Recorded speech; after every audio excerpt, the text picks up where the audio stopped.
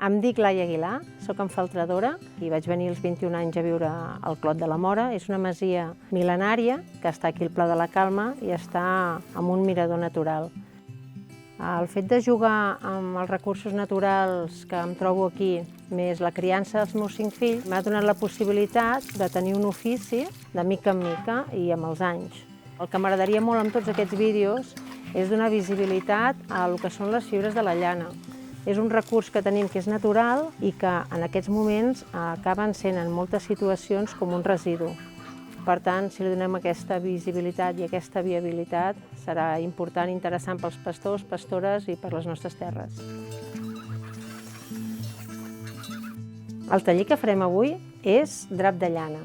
És un teixit que, en principi, és el primer teixit que va existir quan els homes i les dones vivíem en coves, caçàvem els animals i el pèl, per seure, ens el posàvem sota el cul. Llavors, aquell fregament d'aixecar-nos, de moure'ns, de seure, més el greix i la brutícia, el que creava és que les fibres s'entrellacessin entre elles. Llavors, es tracta d'un teixit no teixit.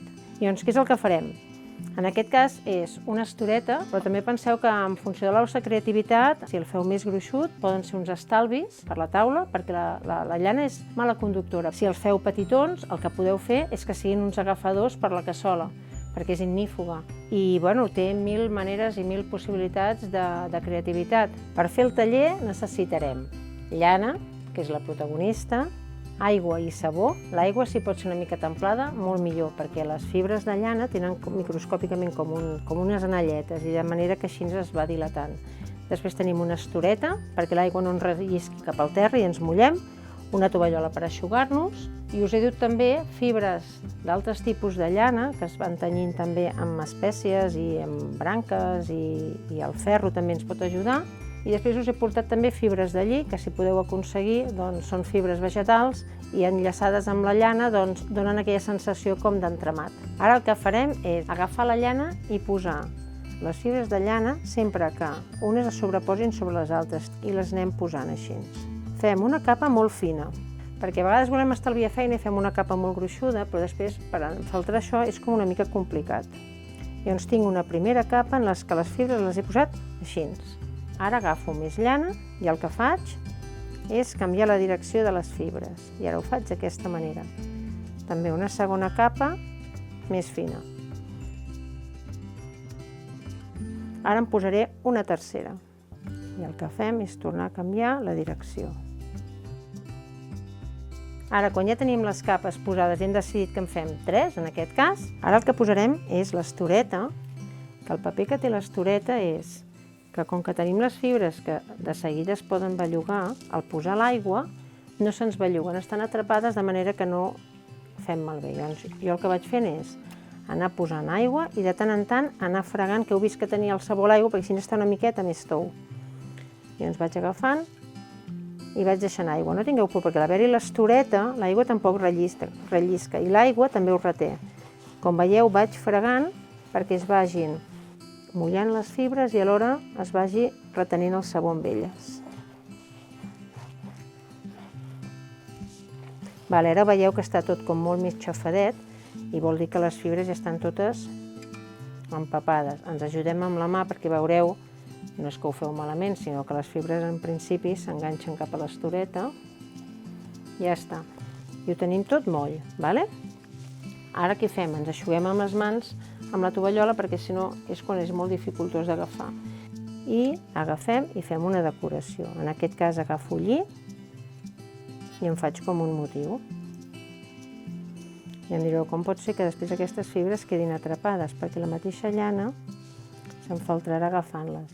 I quan ja decidiu que teniu el motiu que voleu fer, tornarem a posar l'estoreta.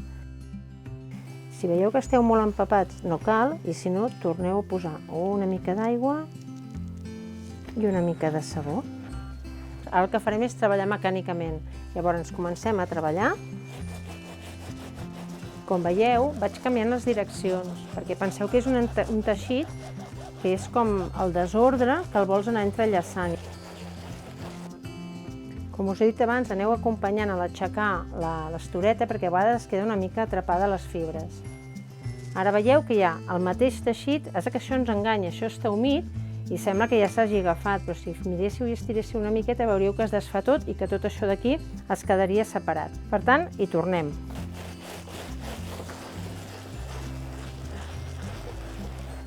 Si us sentiu segures i segurs, llavors podeu començar i veieu que ja comença a agafar una rigidesa, l'agafeu però acompanyant-lo perquè si l'estireu es deformarà i el gireu. I tornem a fer la mateixa acció però des de l'altra cara. Ara veureu que quan esteu com acariciant-lo o fregant-lo, les fibres ja no se'n van. És a dir, que ja elles es van treballant. Llavors, l'altra manera que podeu fer de treballar és continuar acompanyant-la. Enrotlleu l'estoret aquí i deixant aquesta mica de marge, feu i ho aneu cargolant així. Si veieu que hi ha algun plec, el deixeu que s'escapi, Quan hem fet per una banda, ho deixem anar i ara ho fem de l'altra.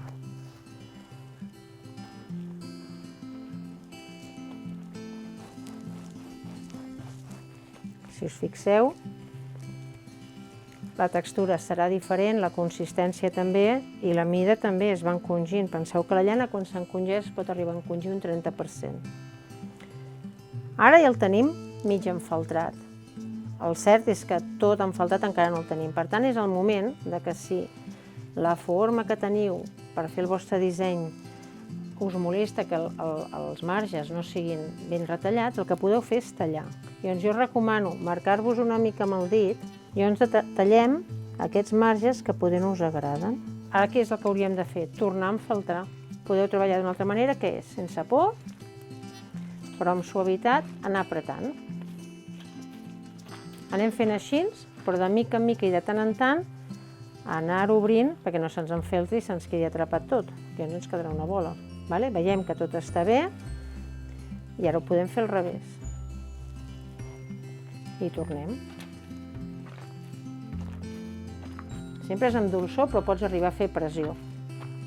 Si en algun moment veiéssiu que les fibres i tot es va com deformant una mica, agafeu i feu el primer sistema amb el que hem treballat, que és agafar i treballar un altre cop en pla.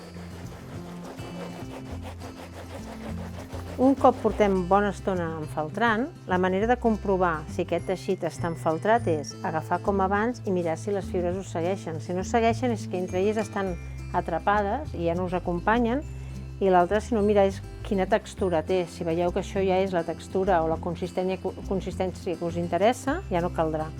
Llavors, què caldrà fer? Esbandir-ho per treure el sabor. Ara ja l'hem escorregut, però lògicament la llana encara pesa, encara té aigua. Llavors una manera de fer és primer ajudar-vos una mica de fer pressió amb la mateixa tovallola que teniu a taula i l'altra, si no, és deixar amb una cadira, així, i que poseu la tovallola sota terra perquè us trobareu que va gotejant. Sempre la llana li queden les gotes, reté molta aigua. Llavors fareu així i anirà gotejant i s'assecarà. I bé, ja la teniu la vostra estoreta, els vostres estalvis, i espero que us hagi agradat molt i que us hagi despertat la curiositat per explorar amb la llana. Fins la propera!